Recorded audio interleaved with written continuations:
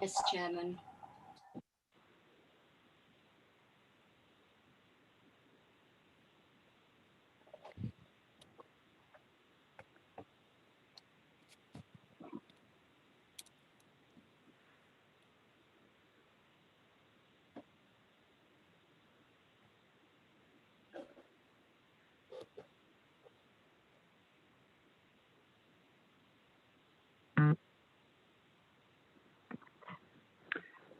Okay, welcome to Watchford District Council's remote review committee meeting this evening, and welcome to anybody watching this via the live stream. Agenda item number 1 is apologies for absence. Sonia, can you just confirm to members if there have been any received in the office? We've received no apologies in the office, Chairman. Thank you. I don't know if anybody else, that was very faint, Sonia. I can't really hear you very well. I'll adjust. Moving on anyway to agenda item number 2, substitute members. Sonia, if you could just confirm whether or not there are any members substituting this evening. Not that I've been advised, Chairman. Thank you.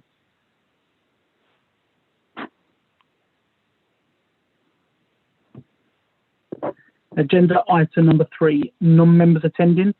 Again, Sonia, can you just read out and confirm for members if there are any non-members attending this evening? Chairman, we have visiting this evening Councillor FD, Councillor Rowe, Councillor Webb, Councillor Ward, Councillor Williams and Councillor Wootton. Lovely. Thank you, Sonia.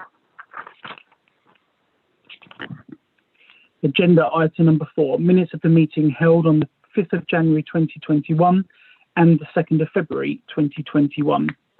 Are the minutes agreed, members? Agreed, Chairman. Thank you. If you don't agree with them. Great, thank you. Agreed, Chair. Okay, Sonia, I think that's everybody in agreement. If anybody is in disagreement or doesn't agree to those, can you just raise your hand? No raised hand icon. Okay, thank you very much. Agenda item number 5, to receive declarations of interest, including any whipping declarations. Councillor McPherson. Thank you, Chairman. Agenda item number 7, I work for a national animal charity. Thank you, Chairman. Thank you.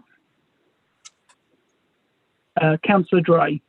Thank you, Chairman. This is in respect of the key decisions document, item 7/20, the disposal of the Crown Hill toilets, in as much as I'm acquainted with an individual who may wish to lease those toilets.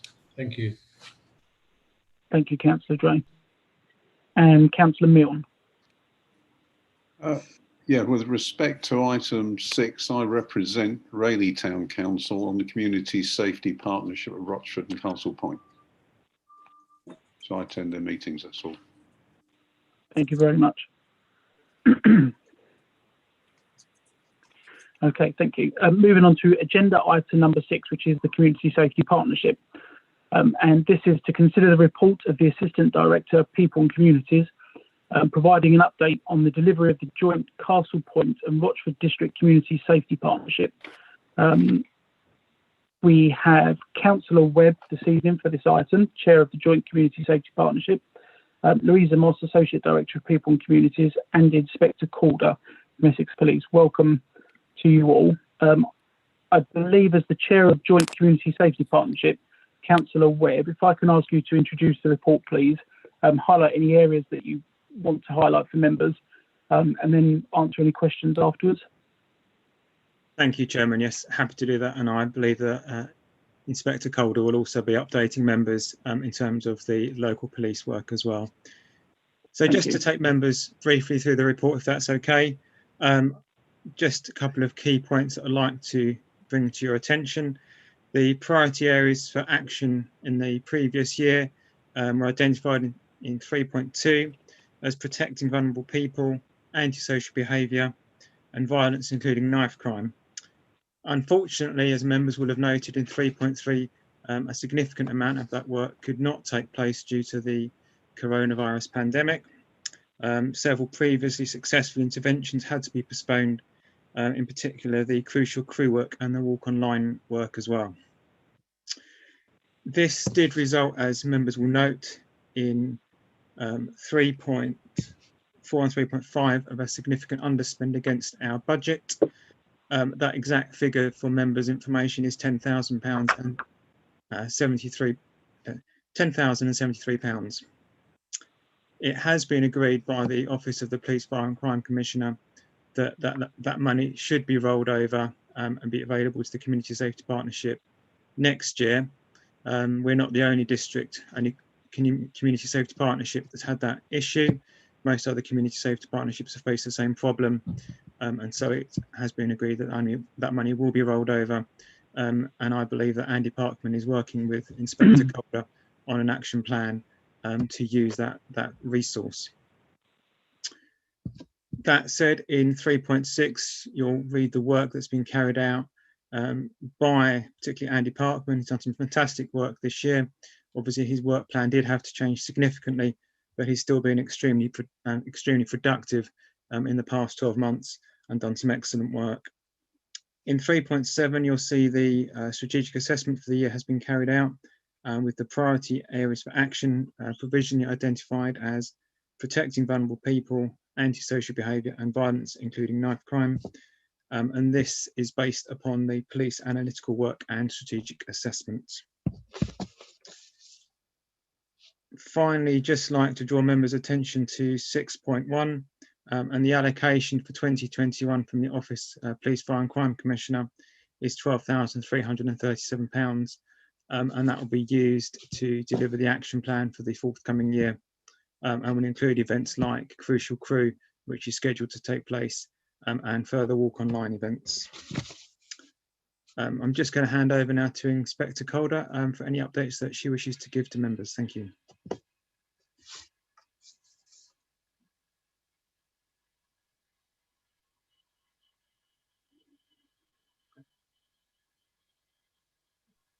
Thank you for unmuting me. Thank you. Good evening, everybody. It's really lovely to see, well, I wish I could see everybody again. Wouldn't it be lovely for us to be meeting in person? It was lovely to see you last year. I can't wait till we meet again. So as usual, I've made lots of notes to inform what we've done, to inform you about what we've done, particularly on the 3 focused areas this year. I'm going to go through each one in turn. The statistics aren't all great. What a year we've had. The statistics aren't all great. If we look at, and if I take the first area to be violence against the person, it has had a slight increase of 3% difference year on year, 2019 to 2020. So this is a difficult area, and what we've tried to do is identify the areas where we've actually got a violence problem. But I think we need to just step back a little bit to look at what violence includes, because some of violence without injury includes harassment offences, malicious communications, controlling and coercive behaviour, and some of it is our domestic violence problem that we have, that is everywhere. So stalking and harassment equate to 39%. So what I did is I took a snapshot of the year. I just took 3 months and had a little look. So these statistics won't be the statistics that you're looking at, but it gives us a flavour of what's actually happening in those statistics. So stalking and harassment equates to about 39% of the total violence against the person offences in the Rochford district. And we've also identified some peak times that violence appears to be occurring: Tuesday, Wednesdays and Thursdays between 3 and 4. And also, this one won't be a surprise, midnight until 2 o'clock on Saturdays and Sunday evenings in Raleigh High Street. Now, clearly, the information that we've got around locations and timings have been incorporated into our patrol plans that are distributed on a weekly basis to all of the officers across the district, so that they can be patrolling those areas when they're not attending to other jobs. What we've also done is regular knife sweeps around the car park, around the parks and open spaces, and we have done, when we could, knife artwork where possible. This has been a very different year for us. I'm not sure whether you will have seen, we knew we had a problem, and I think we discussed a problem that we had around, and we called it antisocial behaviour at the time, but we did have a particular gang in our area, and I'm not sure if I brought that to your attention, the name of that gang last year. And we've had some significant work around that, where 2 of them remain in custody. Unfortunately, there has been some more serious incidents where, and you'll probably have seen in the news that one of that gang was actually fatally injured just this weekend. So that's dreadful, dreadful news, out of our area. So it appears that we've pushed it out of our area. And I hope that nobody has found that we have a gang problem still happening in the Rochford area. And if I may, Chair, I'll just check out with everybody whether that's the case, if anybody's got any concerns around gangs at the moment. Oh. If anybody has got any concerns, just raise your hand. I can't see hands, so there's nobody's raised their hand, Inspector Calder. So that's excellent, excellent. Councillor Mrs. Shaw, Councillor McPherson has indicated to speak, but Councillor Mrs. Shaw, is that in response to Inspector Calder's query? Yes, it is, but I need to take this offline. It's not for, I don't want this on a public forum, so I will go back to Inspector Calder separately. Thank you. Thank you, Councillor Shaw. Thank you, Councillor Mrs. Shaw. Inspector Calder, if you want to carry on, and then I'll take some questions afterwards. Okay, thank you. So violence in the area is something that we are still trying to work on and work out our strategy. It would be fair to say that the analysis that we've done have shown the locations to be too sporadic for us to focus particularly on any particular areas. So that's made it much more difficult. It's happening all over the place. There is there are some problems that we've identified in the park in Rayleigh, but we are working with the youth services around that.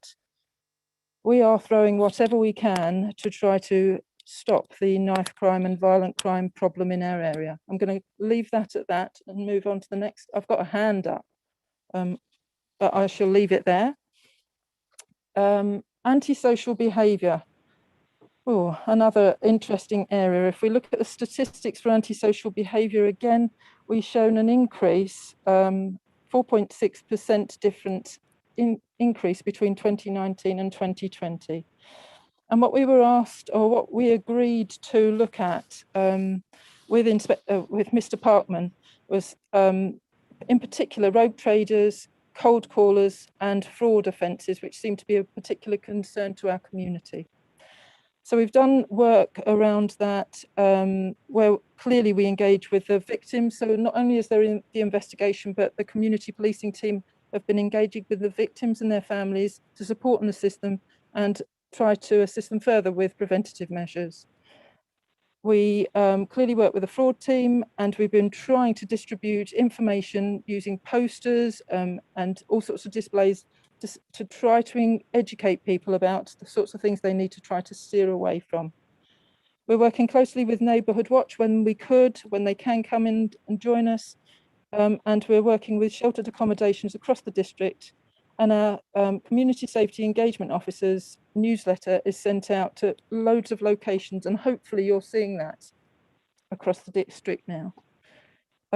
We've also been to U3A events to do fraud presentations, and our town team have been working in the parks around the district. We've had Operation Warrior. If we move on slightly, when we look at antisocial behaviour, it includes so many different things. It includes sometimes thefts and public order and drugs offences. So we're targeting all sorts of areas here. So as I say, Op Warrior was our speed checks. Op Shuttle, where we worked with taxi drivers around their safety, because we identified there was a problem around some of our taxi drivers, particularly in Rochford. Our Op Clockwork was our response to the gang that I mentioned earlier.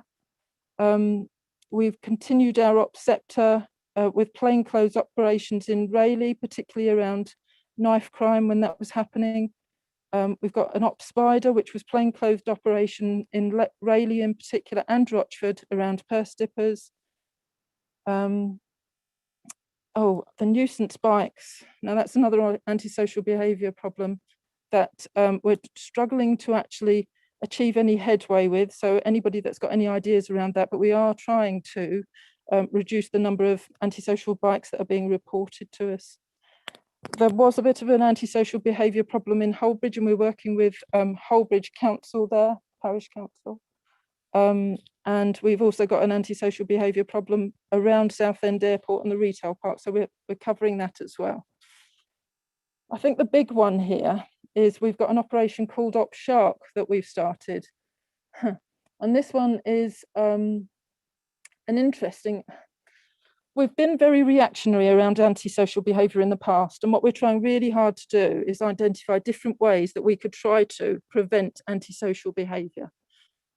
So we're hoping to implement a number of initiatives with our young people when we are actually able to get more in contact with our young people to see if we can achieve anything in the reduction of antisocial behaviour. And as I say to the team, if we can just turn one family around, one young person around, we've had a success. So hopefully that is not going to be a quick win. That's going to take us some time. So we've got lots going on around antisocial behaviour, but I think the big one is our Op Shark, and hopefully we will get some results working with the council as well on that. And then finally, okay. I've got all sorts of hands.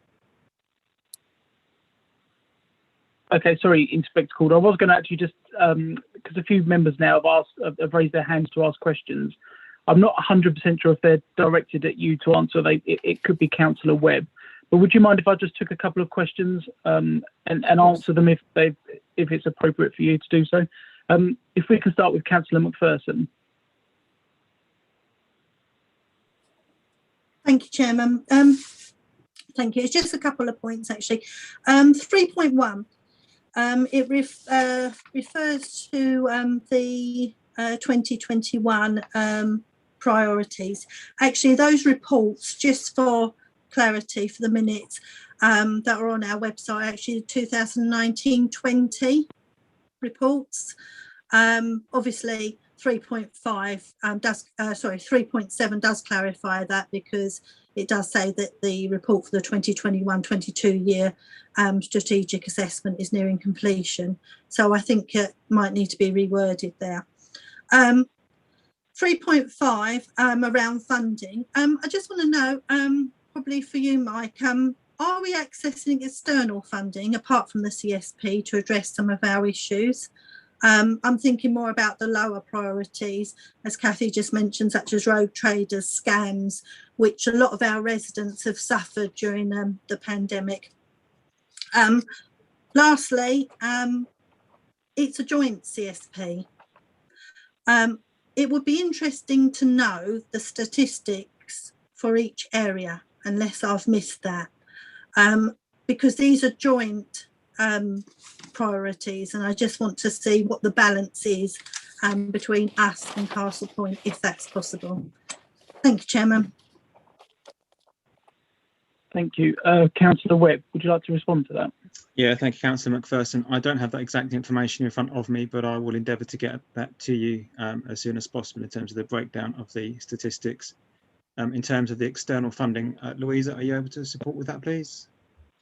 Yeah, just to reassure Councillor McPherson that external funding, where we can gain it, is asked for and stroke bid for. So most of our extra funding comes from county initiatives. So yeah, just to reassure you that our amount of money that we get, which is highly likelihood it would be the same as this year, which is just about 12k, as you recognise, it's not a lot. So we do have to bid for extra money, and it normally comes through county. Thank you. Councillor McPherson, does that answer your questions for now? With Councillor Webb coming back to you. Yes, thank you, Chairman. It's really around the funding. Obviously, there is a lot at the moment to address things post the pandemic, and quite a few of those can dovetail into crime. Thank you, Chairman. Thank you, Councillor McPherson. Councillor Mrs Mason. Thank you, Mr. Chairman. Before I address my question, I've had a contact from Councillor Neil Hookway. He's been trying to get into the meeting but has some sort of connectivity issues. So he's hoping to join us as soon as those are resolved. Okay, thank you for letting us know that. Yeah, I couldn't let you know before because I didn't want to interrupt the speakers. My question is really for Inspector Calder. She's mentioned the antisocial behaviour regarding bikes. I didn't, unless I missed it, I didn't hear any mention of the vicinity of Clements Hall and Magnolia Road. There's been issues there that I know have been reported to the police and to the council, and I just wondered if they are aware of it and dealing with it. Yes, I'm not sure if you were on the call earlier when we were just having a conversation about Clements Hall in particular. We are aware of problems there, and I have seen Magnolia Road on our patrol list. So yes, we are aware of those areas. Clements Hall, we've got a particular operation around at this moment. So yes, very aware. Thank you. Okay, thank you. Thank you, Councillor Mrs Mason. Councillor Hoy. Thank you, Chairman. This is also a question for Inspector Calder. It's, well, I suppose it might be for Councillor Webb as well. This is around the use of private security guards. Obviously, Holbridge has one at the moment. I think it was on a 3-month contract. It's not really a specific question around that. It's more a question of how the mechanism works. If they feed back to you, if there's a mechanism for formally feeding back to either the police or through the CSP for what's happening in the area, or if it's just reliant on the normal reporting from parish councils which may be through the CSP itself, through maybe the nominee from the parish council or the rural community council, I think it's called. That was really the question. Just wondered how that works. Okay, thank you. So we have been in liaison with that security firm and the parish council there. I think my advice to the parish council is it is quite difficult. He has to use the same reporting mechanisms. He would have to be vetted in order for us to have any more direct contact than that. And our suggestion is that we work together, perhaps to find a new special constable to assist in that area, because we can put another special constable in there. We just need to find somebody who's willing to do that work. But yeah, it's the normal process for him to report anything to the police as it would be for any other member of the public. Okay, so there's not any specific mechanism or special mechanism? No. Is that worth looking at? Because I know other parishes or town councils have looked at the private security aspect. Or is that Sorry, is what worth looking at?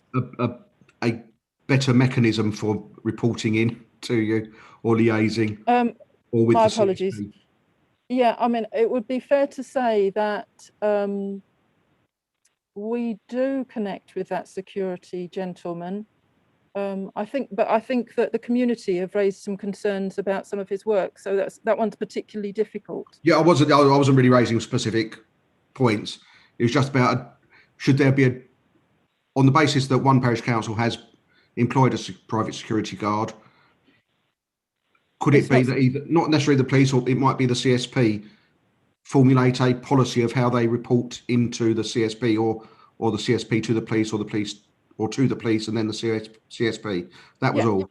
I mean, if the CSP wants to organise something like that, that's absolutely fine. I think it's not something that we would normally endorse or go along with. We would be looking at people working with the police, coming into the police to assist from that way. And certainly from a CSP perspective. Councillor Webb. Sorry, Councillor Webb, I was just going to ask you to come in. I mean, certainly from a community safety partnership perspective, we don't get a formal report from any of those companies. I know that Andy Parkman is in touch with them, he's aware of what's going on, but certainly I wouldn't look for a formal report from the work that they carried out. And I've, as Inspector Calder's alluded to, I mean, I've not heard amazing things about them so far, and I certainly would look maybe for an informal perspective report, yes, but nothing on a formal basis. I think Louisa may want to come in there as well. Just to reiterate what Councillor Webb said, our Community Safety Partnership Officer and department is liaising with the relevant parish council to advise. Depending on his findings, it's likely he may look at issuing some advisory documents for all parishes. But at the moment, there's no formal mechanism to go into the partnership. It'll be up to the parishes themselves with our support. Okay, thank you. It's answered. Thank you very much. Councillor Wilkinson. Thank you, Chair. 2 points. First is to support Councillor McPherson's request for more specific data. I am acutely aware from my previous role of just what Canvey Island is like, and I would imagine the county lines are still there. I don't know, it's been 3 years, but if they are, then that adds to the violence figures dramatically, and it would certainly distort violence across the two districts. So I think it's quite important to separate the two. So I would support what Councillor McPherson has asked. The second thing actually is to Inspector Calder. Cathy, you mentioned the town officers, and I think I'm right in saying that you said that they are patrolling parks across the district. And please forgive me, I'm not trying to sound cynical, but are they now being dragged away from the town to meet operational needs and they're no longer a Rayleigh town team? It would be fair to say, can I call you Mike? Is that okay? Of course you can. Known each other long enough? Yes, we have, yes. It would be fair to say that COVID has caused us some operational problems. That would be fair. And we haven't been free of COVID within policing. So that has meant that everybody, it's all hands to the pump when that happens, isn't it? And we never know when that's coming back. So yes, and then we have to catch up from that.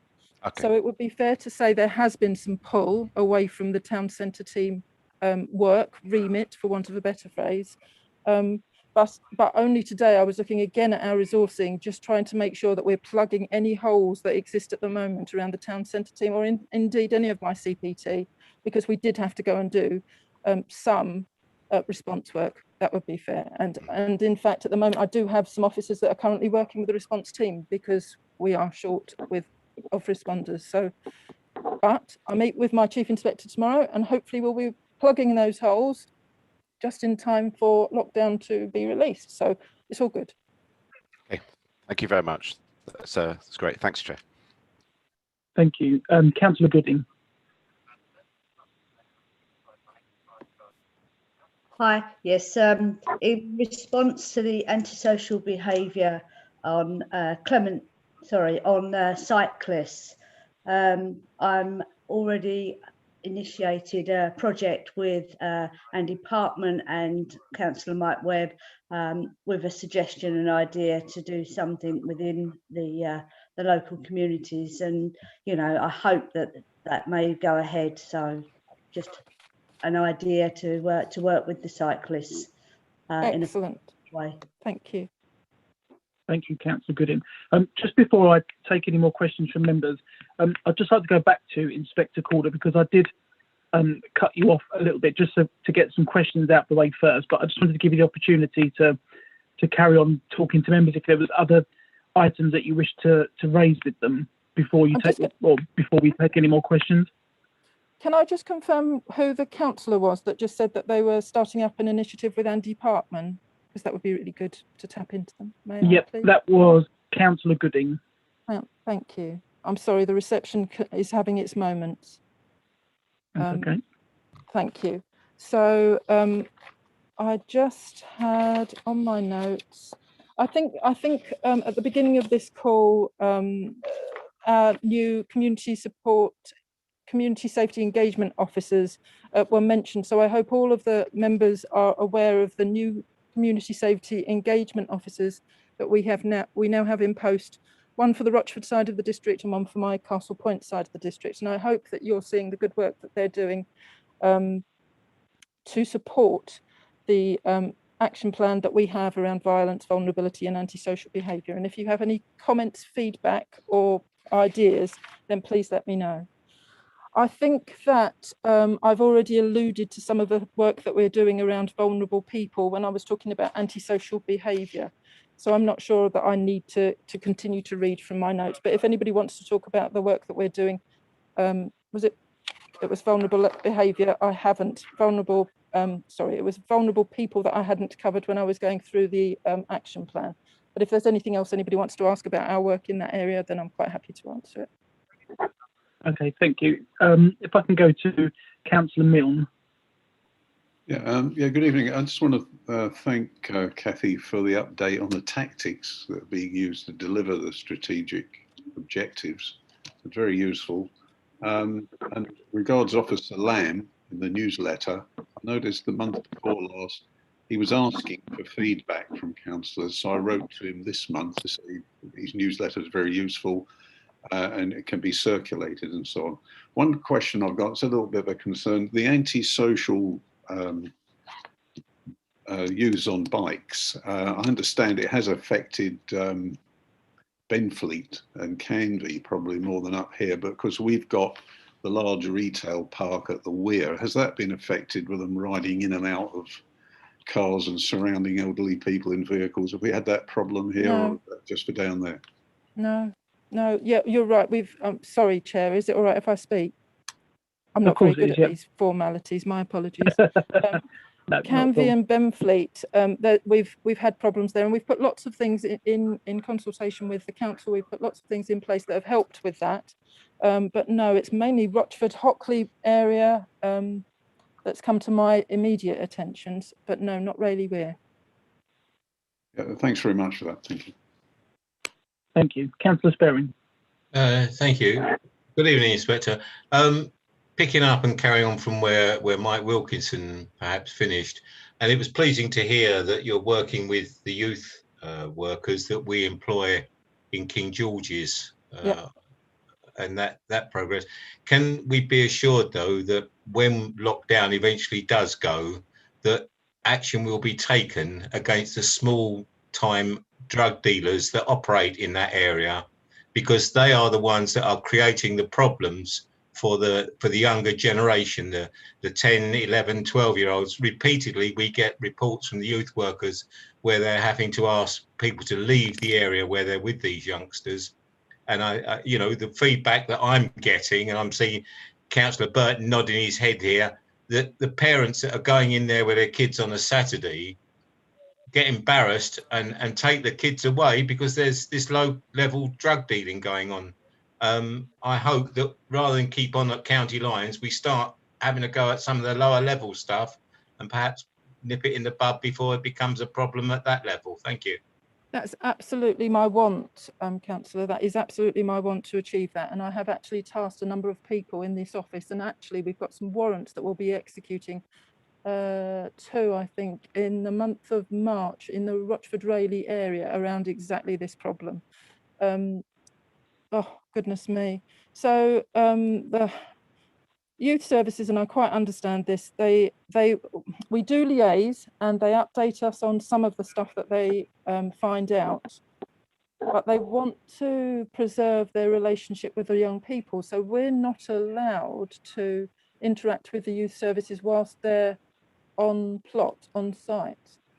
And I will keep speaking with Jamie about if that, you know, if there's any way that we could do that moving forward.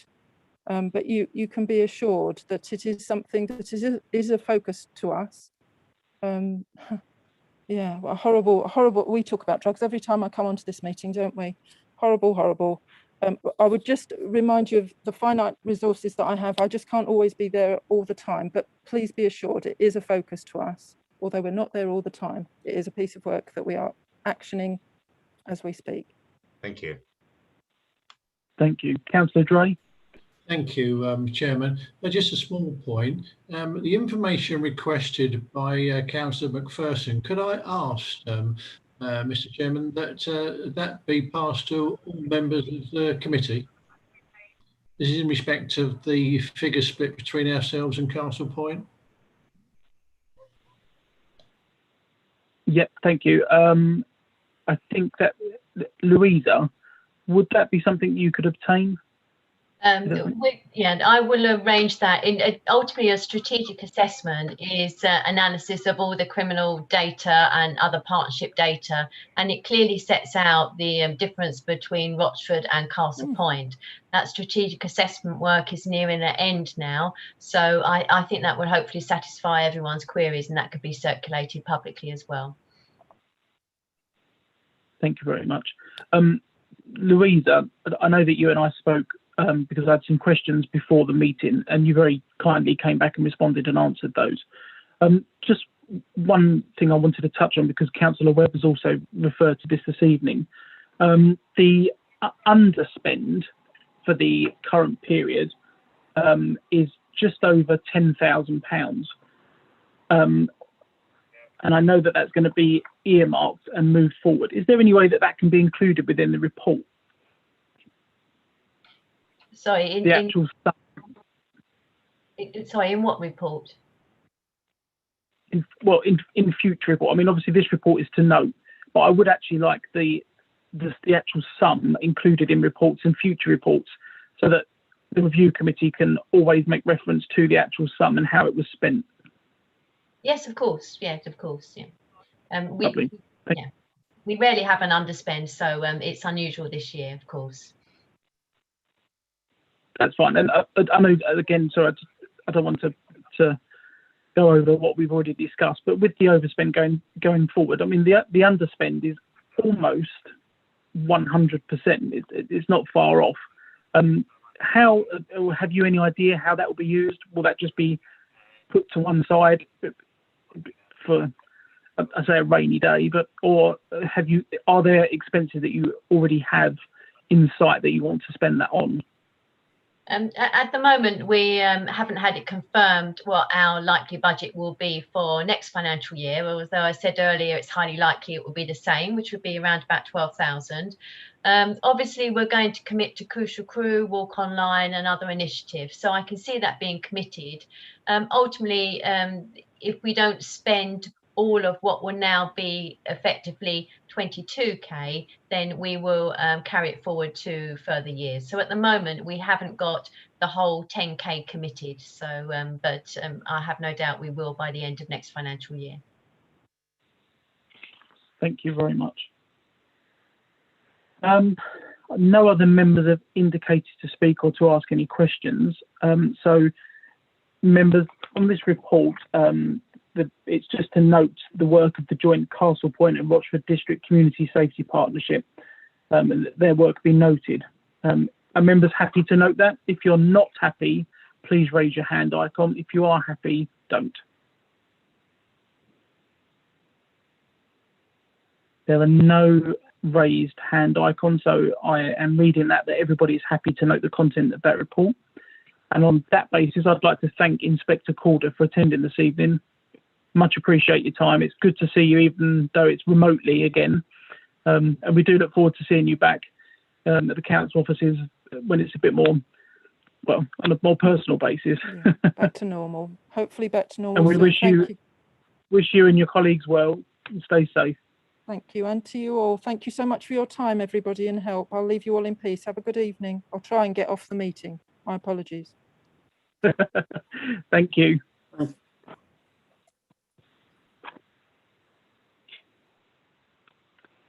Okay, thank you, members.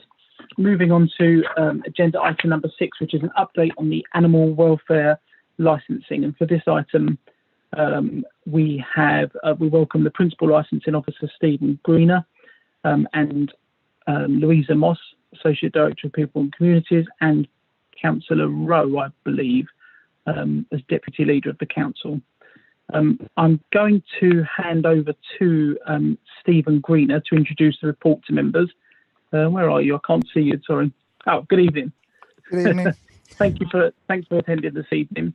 And what if I can ask you just to run through the report, just highlight, like I say, any main bits that you would like to highlight for members, and then take any questions afterwards. Yes, yeah, happy to do that. And I'm also aware of some other questions as well, so I'll try and address them as I go through the report. Certainly, it's easier to obviously highlight certain key bits that will obviously show interest to individuals. That's okay. On the 1st of October 2018, the government changed the legislation in relation to the Animal Welfare Act. In 2006, there wasn't really much of a criteria around the issuing of the licenses and what was expected nationally across the UK around animal licensing. So in October 2018, they introduced the new regulations, and they also added on some of the additional sort of licensing activities that weren't previously covered under the Animal Welfare Act. That included dog daycare and exhibition of animals. And also as well, home boarding was introduced more rigorously. So they have introduced the 5 licensable activities, which is the selling of animals as pets, the providing for the arranging and provision of boarding cats and dogs, and that includes kennels, catteries, home boarding, and also commercial daycare centres as well. Hiring out of horses and dog breeding. And finally, keeping an exhibition of animals. They've introduced a new robust framework based on full cost recovery with the safeguarding and the health and safety of the animals. And some of the new introductions that they brought in was mandatory inspector qualifications, that we all now have to hold a minimum qualification. New general conditions for all licence holders that they must comply with, and specific conditions that relate to the licensable activity depending on what type of activity they are applying for. There's also a new risk scoring matrix that is used across the UK, and also as well a new procedure for reviews and revocations and appeals process if people are not happy with the decision that's been made by the officers. So I'm going to break these down one by one very quickly. Inspector qualifications. There is now a requirement that anyone that is conducting inspections around animal welfare must hold at least one of these 3. It's a level 3 certificate or equivalent granted by a body recognised and regulated by the Office of Qualifications, a formal vet, or, to allow a bit of a crossover period, any person who can show evidence of at least 1 year's experience in licensing and inspecting animals businesses is allowed to continue operating and conducting the inspections up until October 2021. Because of COVID, they have now changed that. I've had that confirmed only very recently, that they have extended that until October 2022 now. But in the meantime, as I said, in October 2018, they brought in this requirement that all inspectors are now qualified. So there's, at the present time, there is the Pet Industry Federation that have got a course around the qualification of inspecting on behalf of animals, and the Institute of Licensing are currently writing their programme at the present time. In January 2020, myself and Parish, who are the 2 members of the licensing team, attended the course up at Heathrow Airport, a week intensive course. And this is our training manual, which is just over 240 pages, learning all around the animal licensing qualification that we had to complete. For us to finalise our qualification, then we have to submit some assignments back to the body for them just to double check to make sure that we know what we're talking about and that they can inspect our assessment sheets. So at the present time, in relation to whether we have any qualified inspectors within the council, yes, I was in post in 2016 and I was conducting animal welfare inspections, and therefore under Part C of the license and the qualification requirements, I am allowed to conduct inspections. However, I have done the course already, and I will be submitting my assignments within the time period that has been asked by the body to make sure that I am fully qualified along with Parish before the October 2021 requirement that was originally set. In relation to the new general conditions, there is now some 5 welfare needs that have been identified and set out under the Animal Welfare Act. That is to ensure that all the animals are suitably kept in its correct environment, that it meets its suitable diet. It needs to be able to exhibit normal behaviours and patterns. It needs to be housed with or apart from other animals. There's some that have to actually live with other animals. They can't live isolated, otherwise they do deteriorate. And also the need to protect from pain, suffering and injury and disease. And there is lengthy conditions that are set out as to what is required for them to produce. And then under the next part, there is specific conditions in relation to the actual activity. And there is currently, under just the specified conditions, there is 26 different conditions that they must comply with to ensure that they obtain a license. The next bit I wanted to talk to you about was around the risk scoring matrix. This is a very complicated risk scoring matrix. Unfortunately, a lot of people know about the scores on the doors with food hygiene rating, and unfortunately, this scoring matrix hasn't followed the same criteria and the same setup. In addition to the legislation, the government have also issued procedure guidance for licensing officers for us to follow, which outlines when someone can be licensed and when someone couldn't be licensed, and what criteria they meet under whether they meet the low risk or the high risk. And unfortunately, under the procedure guidance, it says anyone that has less than 3 years experience in that activity will automatically be considered a high risk. So for any new applicant, so I'm going to use, for example, someone that wants to do dog boarding at their home, any new applicant would only be able to be issued with either a 2-star or a 4-star. 2 stars if they meet the minimum standards, and 4 stars if they meet the higher standards. However, if someone has been licensed with us for more than 3 years, they could either reach 3 stars for the minimum standards or 5 stars for the higher standards. So you can, in relation to what is minimum standards and what is the higher standards, that again is being set out within the guidance, and there is very set criteria around what they have to achieve for the higher standards. So for example, under the minimum standards, they must hold an off-qual level 2 qualification in relation to home boarding, whereas the higher standards is an off-qual level 3 qualification, which is a lot more intensive course. So that shows then as to the different types of stars that you would achieve. No one that is issued with a new license will be issued with a 1-star. That 1-star only ever applies to existing license holders where there is a minor failing. If we find that they are minor failings in relation to paperwork, what we will issue is what's called an improvement notice, and we will work with the venue to make sure that they could then meet that new, meet the minimum standards within a set time period, and we will work on an action plan with them.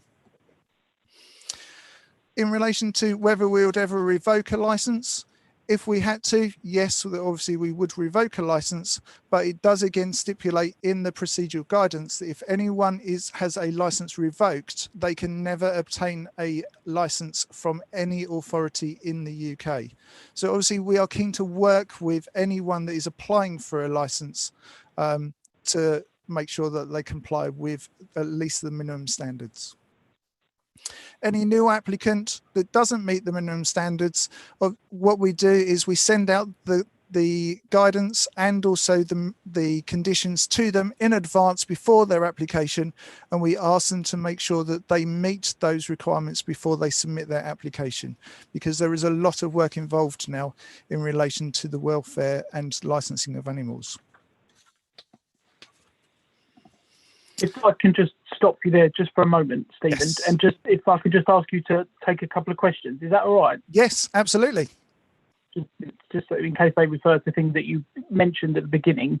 Councillor McPherson. Thank you, Chairman. Steve, wow. Right, got a few questions. Basically, I was working from your report and you've answered a couple. Can I refer to page 7.4, 4.12? This says the star rating must be added to the licence and the licence should be displayed for the business. In addition, we encourage local authorities to maintain a full list of licensed premises and their associated ratings on the website. Our website has got a list of the licences, but no star rating. Yes. Did you want to answer that one first? Yes, if I can. Again, it was while I was actually on my course that it was actually a suggestion from the Pet Industry Federation that obviously the legislation came in 2018. And obviously we've not had those full 3-year periods yet. And the actual recommendation from the Pet Industry Federation was to not include the star rating on the website until everyone has had the opportunity to complete that 3-year initial sort of stage of getting the 3-year history behind them to bring them down to potentially the lower risk rating. On the actual licenses that we publish, we do include the risk rating and also include as well the scores that is there. We have them on our computer system, but we haven't published them on our website, even though we publish the list of our licensed premises. Can I come back, Chairman? Can I just, yeah, actually, I was just going to ask Stephen in relation to the answer to Councillor McPherson's question. Can you just confirm that by not displaying them on the website, we're not in breach of any laws or legal obligations or anything like that? No, not at all. I have quickly sort of done a quick summary for people if they want to know which ones have got or how many higher ratings generally we've got compared to the standard ratings or standard minimum standards, then I have got that information. Okay, thank you. Councillor McPherson. Thank you, Chairman. Sorry, Stephen. In the report, it says we encourage local authorities. Who? Because then you're telling me that a body has told you not to include it. Yes, it is an encouragement that we should do it, and we will be doing it. Like I say, once we've reached the end of the 3-year period, that everyone that had to be licensed under the 2018 regulations has then had an opportunity to complete their full 3 years, then we will be publishing the numbers on the website, yes.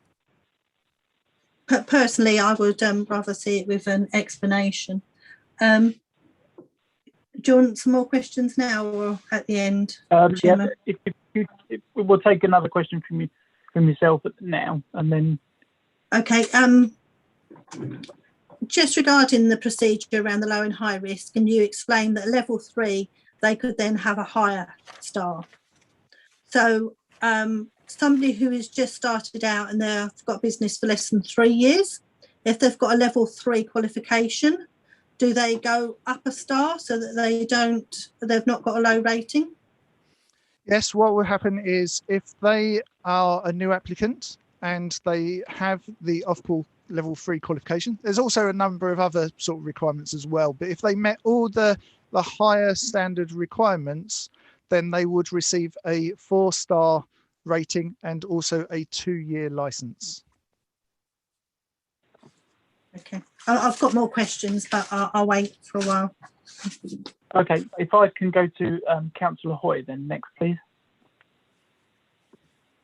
Hi, Chair. It was really a question I just wanted to come in at the end, really. I'm going to take my name, I can come in then, because I don't, or I can ask. Okay, well, you might as well ask it now if you want to.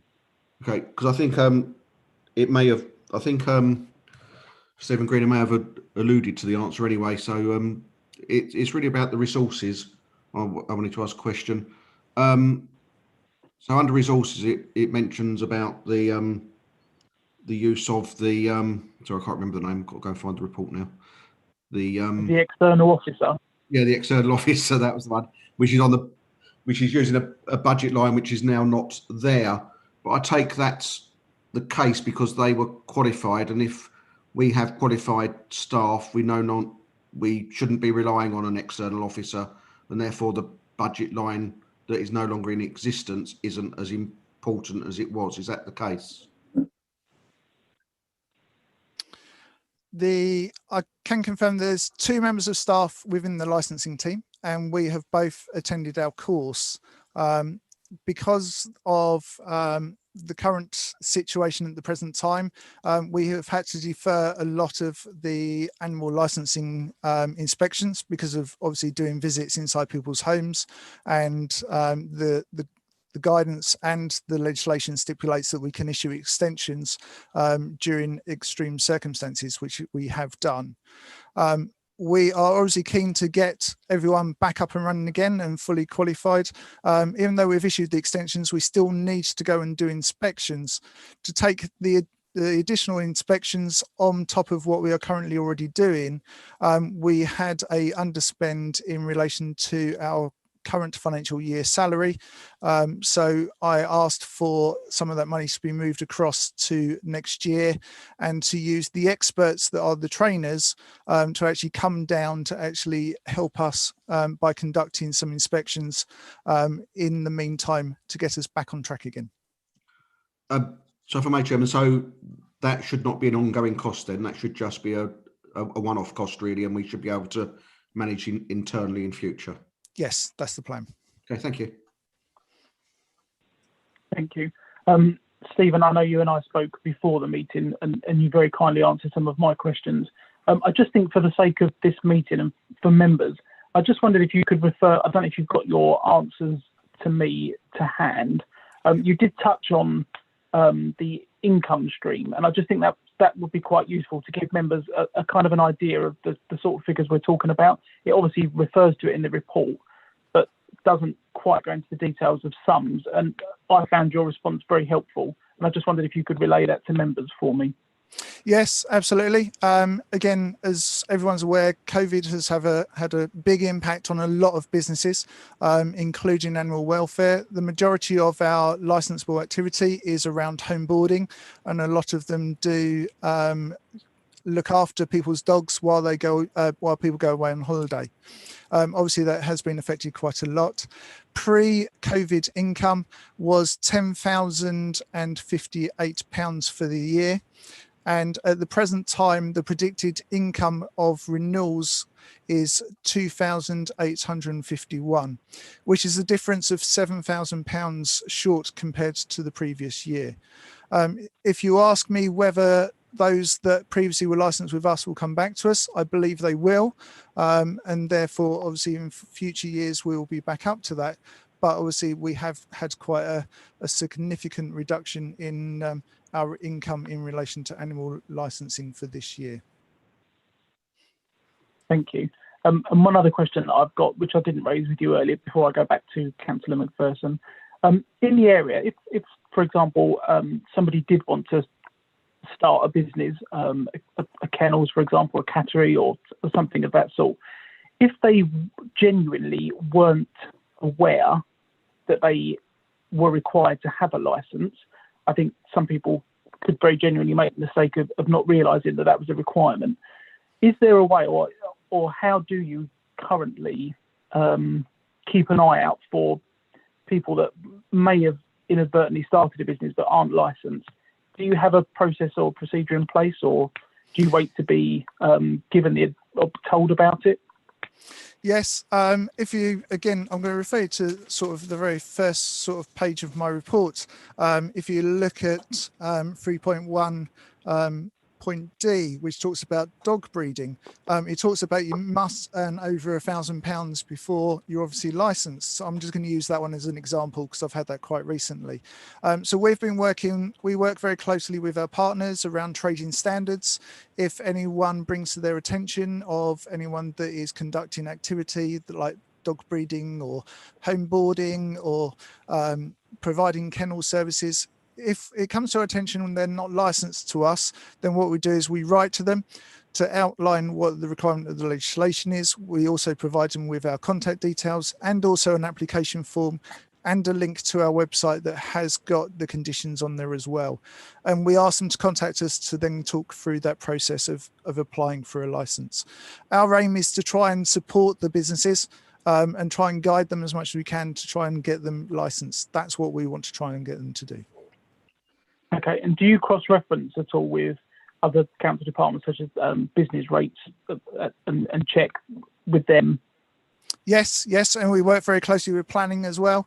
There's one that we've got a joint operation planned with very shortly, which is joint with planning around some use of some land. So yes, we do work very closely with our partners internally as well. Thank you. I'll go to Councillor Hookway and then back to Councillor McPherson. Thank you, Chairman. Yeah, I've got a couple of questions for Stephen. Firstly, one of the effects of the COVID pandemic over the last year has been quite a significant increase in the sale price of, for example, dogs. You know, the certain breeds particularly have gone up in quite a lot of value. Now, if a private individual sort of like bred a litter of dogs, and you know, some puppies can sell for anywhere sort of up to £2,500, £3,000 per puppy, and they had a litter which, you know, some breeds could be as many as 5, 6 or 7 or more. How does that have any bearing if that private individual is selling those puppies? Does that bring them into the licensing issue, because the value of the puppies that they're selling may bring them into consideration as to whether they're involved in the business or not, but it might just be a one-off sort of situation. So that's one question. And a second question is, does the licensing team have any involvement where someone is involved with more, rather than sort of like the normal sort of pets, cats, dogs or horses or whatever? Are they involved in any individuals who have more sort of exotic animals, where the actual the type of animal is required to be licensed just to keep it? You know, there was an individual in Great Wakering who was well known for keeping exotic animals. So do we have any other examples of that in the district? Thank you, Chairman. Thank you, Councillor Hookway. Yes, I can. Again, as part of the new regulations, they now have set this criteria around a business case, and if anyone earns more than £1,000 as a business, that doesn't talk about whether that's profit. It's just if they take £1,000. So any sort of dog breeding, like say some dogs could be valued at sort of £2,000 plus, then they would need to be licensed with ourselves. What we would also need to do is, as part of that criteria, is we will take a vet with us as well to make sure that they are fully compliant with the regulations as far as a vet is concerned as well. So yes, in relation to that. In relation to your second question around the different types of animals, we have also under the legislation the keeping and training and exhibition of animals. We have a place in Rayleigh that has boa constrictors and pythons, chameleons, tarantulas, giant snails, all those that we will then go out and inspect. But finally, under the Animal Welfare Act, we also cover the dangerous wild animals. And again, the gentleman you referred to from Great Wakering has now moved away and retired. But we do actually have someone else that keeps venomous snakes, again, within the Great Wakering area. He works for Border Control, but also licensed with us for 12 venomous snakes that are very dangerous.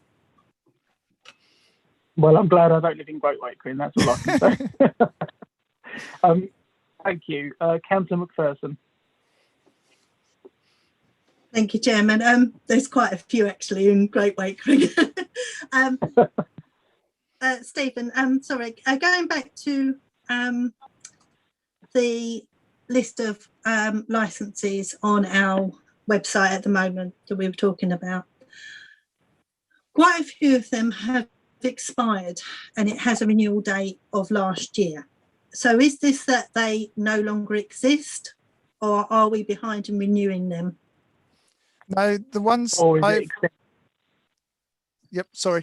The license, the ones that are on the list at the present time, the ones that have expired and not submitted a new application, but I haven't taken them off yet because effectively they are entitled to reapply and continue with their existing license. I just haven't taken them off the list. The ones that have submitted a new application, you'll see that has had their licenses extended up until the 1st of April 2021 with the potential of further extensions. So I'm presuming that you check that these businesses are no longer operating? Yes, yes. Great, wonderful. Now, you talk about... Councillor McPherson, if I can just add to your question there for Stephen. I noticed, Stephen, you just said in your response to Councillor McPherson that you didn't remove them from the website because they haven't applied for a new licence. You haven't removed them because they are fully entitled to carry on trading under their current licence. Surely that would mean that their current licence has expired. Their current licence has expired and hasn't submitted a new application. Under the Section 9 of the Act, with the COVID regulations, they can still continue, but we are obviously keen that if anyone does approach those businesses, they will then obviously look at the website, see that the license has expired, and then contact us. So we're obviously still keen. We're not trying to shut the businesses down because officially under the Act that they can still continue to trade, but we're obviously keen to get them to contact us to put new applications in. Right, okay, thank you. Sorry, Councillor McPherson. That's fine, Chairman. I'm just a little bit confused that they're still allowed to trade if they've not resubmitted an application for a licence. But just a point there. So that's quite confusing. And lastly, the doggy day. There's a couple of dog walkers there. Do all dog walkers need to be licensed? Not dog walkers, no. Professional daycare, commercial daycare centres do, but dog walkers not. A lot of them that are licensed also do the home boarding, and that automatically includes the dog daycare the dog walking sort of aspect as well. Okay. And just one last point, when you said that no rating is on there, there is actually one organisation that does have their stars on the website. Is there? Okay. Which could look a bit awkward, as if we're either favouring one business over another. Yeah, with your permission, if you're happy to, I will upload all the, and if it's preferred by the committee, I will upload all the ratings onto the website, and I can get that done before the weekend. Sorry, Chairman, could it just add with a key at the bottom explaining how that works for people who are looking?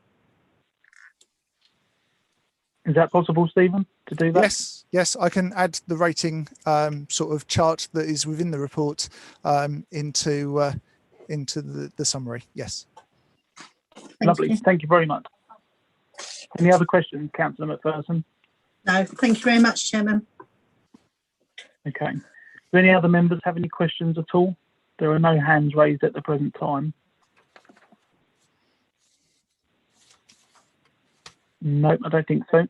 Okay, thank you, members. So with regards to this report, members will note that on page 7.8, paragraph 9.1, there is one recommendation, and that's to note the changes introduced by the Animal Welfare, open bracket, licensing of activities involving animals, close bracket, England in brackets, regulations 2018, and the work of the licensing team to manage the ongoing need of its licensable animal welfare establishments.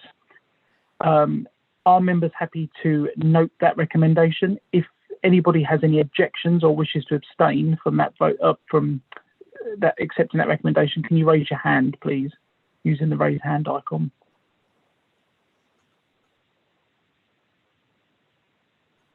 No members have raised their hand, so I'll accept that as that recommendation being taken. Thank you very much. Thank you, Stephen, for attending this evening. Appreciate your time. Everyone, thank you very much. Thank you. Bye. Thank you.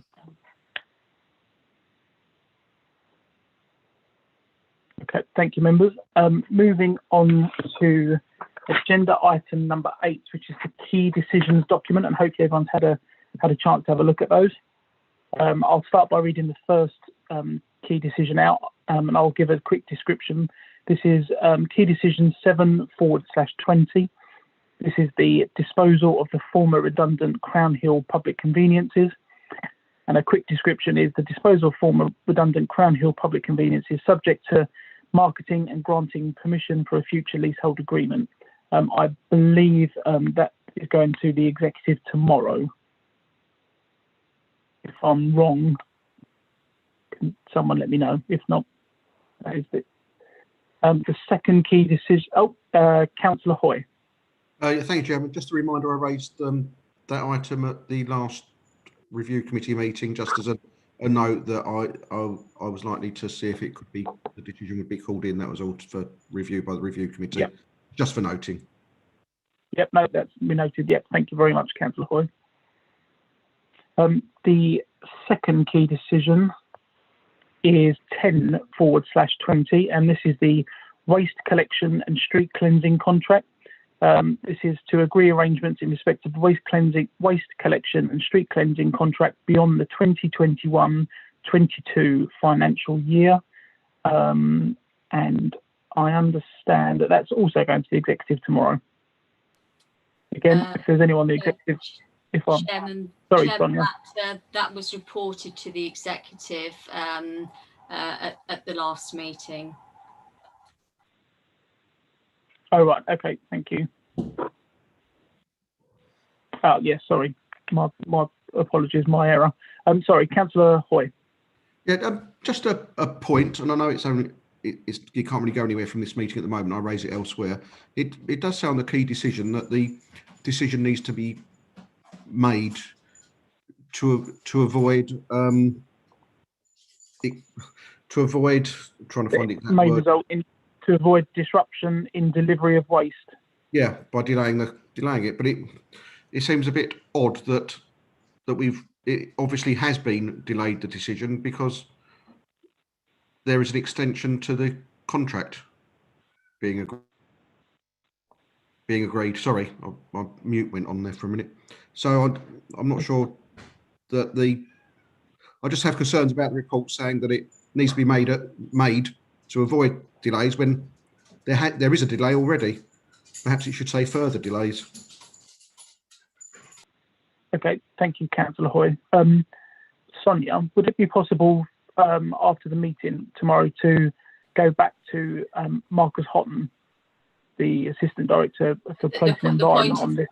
Yeah, the point is noted, Chairman. I've noted that. Thank you. Lovely. Thank you, Sonia.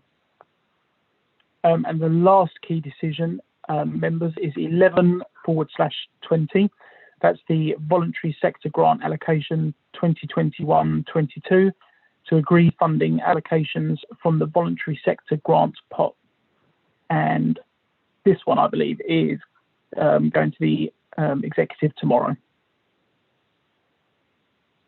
Have any members got any questions regarding those key decisions?